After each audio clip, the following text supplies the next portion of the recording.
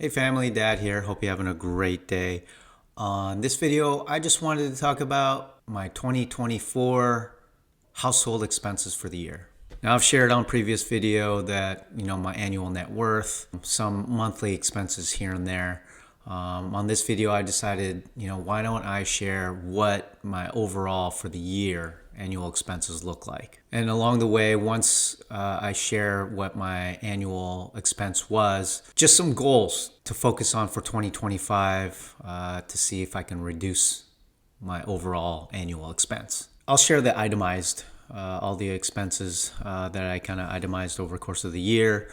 As you can see here, the top one, mortgage, it's $19,036 for the year. That's in highlighted in yellow are the ones that are, probably one of the bigger expenses for 2024. No surprise there. I pay roughly, my total is $1,605 per month. That includes taxes and insurance. It went up slightly, I think middle of the year or later in 2024.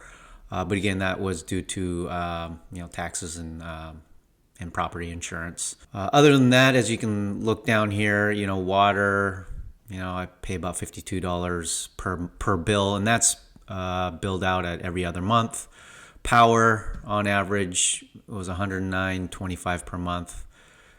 Cell phone with internet, YouTube, TV, trash, again, every other month, so I get 6 bills on that, and the average is $57.60.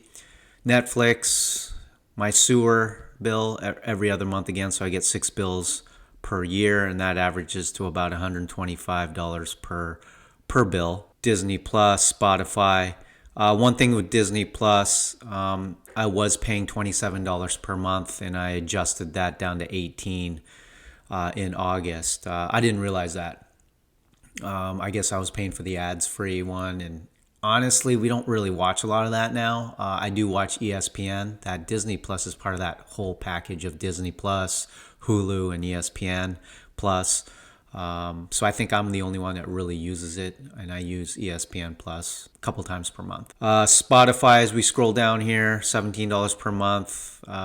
Here's some additional kind of bigger costs of 2024.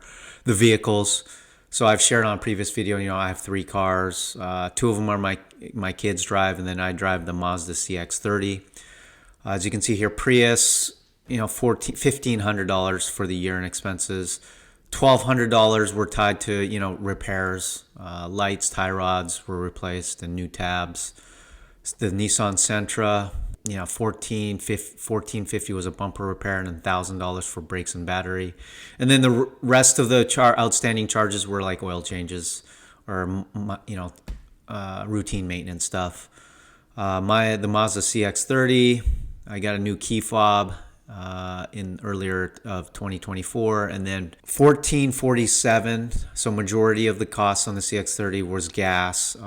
However, my car allowance, and I get paid for mileage, really covers the gas on that.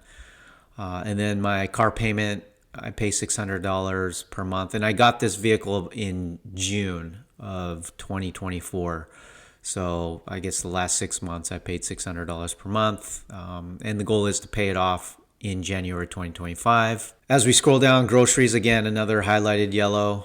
Groceries and restaurants, I guess. You can classify those two. Total a little over $11,000 for the year in grocery and restaurants. I average about $644 per month in groceries, a little under $300 per month in restaurants. Yeah, I'm okay with that.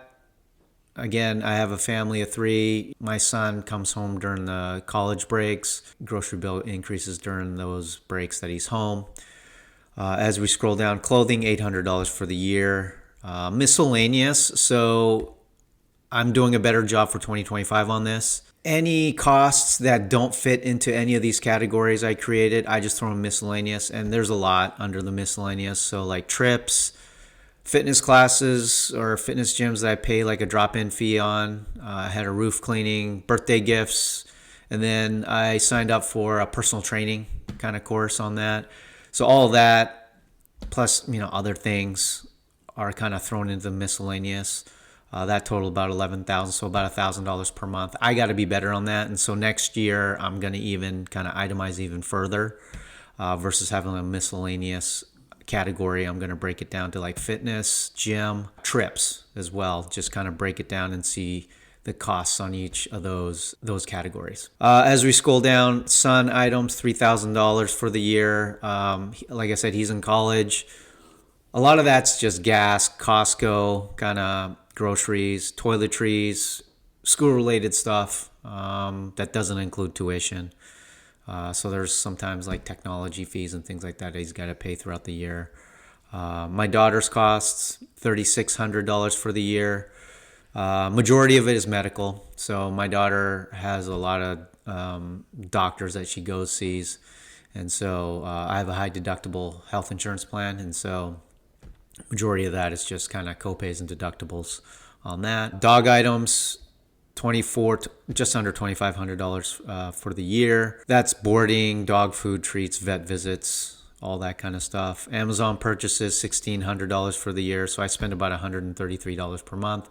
I get, I have a couple subscriptions to that where it's like toilet paper, other kind of toiletries and things like that get thrown in that category. And I do occasionally kind of look at other sites to see if, what I'm spending on Amazon is competitive. Like I'll look at Costco for like toilet paper or, Target and Walmart just to make sure that they're competitive. And they are, at least in my eyes.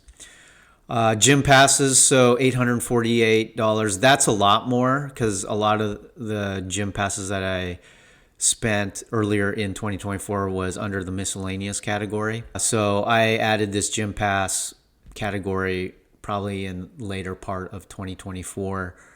So there'll be a lot more expenses on that. And I'm okay with spending that amount on my health. It's something that I enjoy doing and I do regularly. I usually go to the gym, take a class or whatever 5-6 times a week. So it's very important to me, very important to my health. As we scroll down, auto insurance for 2024, and I shared on a previous video, I spent $5,000 for 3 vehicles. I added the Mazda in halfway through the year. So total $5,000. And then life insurance, I have 2 annual life insurance premiums that I pay. They're roughly about $350 per year on that. They're term life insurance. And then I had at one point long-term care insurance. I canceled that in June of 2024 here in the state of Washington. A couple of years ago, I think it was right after COVID, they required all employees in the state of Washington to at least either purchase long-term care policy or you get long-term care insurance deducted from your paycheck from the state. I opted for my personal long-term care insurance plan policy through a third-party insurance company, but I decided it just wasn't worth it. I think it definitely cost more for me to purchase a plan versus the state just taking it out of my paycheck. So I canceled that in June of 2024. So as we look at the total that I spent was $76,454 for the year. That averages out my overhead on per month about a little over $6,300 per month. Yeah, I'm going to look at ways to cost cut. As you can see here, my goals for 2025, reduce my daughter's expenses. So my daughter graduated in June. She took a couple months off. She did an internship after she graduated and then took a couple months off just to kind of hang out and do trips, which was fine with me. I mean, she graduated college in 3 years, which I'm hugely excited for her on that. And she got a couple job offers that are pending in early 2025. I know that a couple of expenses like, this line item up here, my daughter's item for $3,600, that'll go down significantly. I think groceries will go down significantly as well. I was paying for, a little portion of my daughter's groceries when she's been home. And then the Sentra. So I'm going to, I said on previous videos, I'll gift her the Sentra. And, she'll be responsible for any kind of repairs or maintenance on that. So hopefully that'll go down significantly. Auto insurance should go down. I shared again on a previous video that my auto insurance went down. I think it was like $1,500 for 2025. So it should go down unless anything changes significantly. And then no car payments for the Mazda. I paid it off in January of this month in 2025. So yeah, I shouldn't have that payment, so that should go down as well. So looking for good things. So just considering those three things, I should take a good chunk out of my overhead, my overall expenses. I'm hoping for at least 10%, so maybe 7,600 for the year, which would be huge. So that'd be another 7,600 in my pocket. I can invest or save, but again, you never know with any additional unexpected costs that are going to happen for 2025. So tell me your thoughts. Have you done a kind of an assessment of your overall expenses for the year? Comment, like, subscribe. Would definitely like to hear. So that's all I got. Stay safe, be positive, and be happy.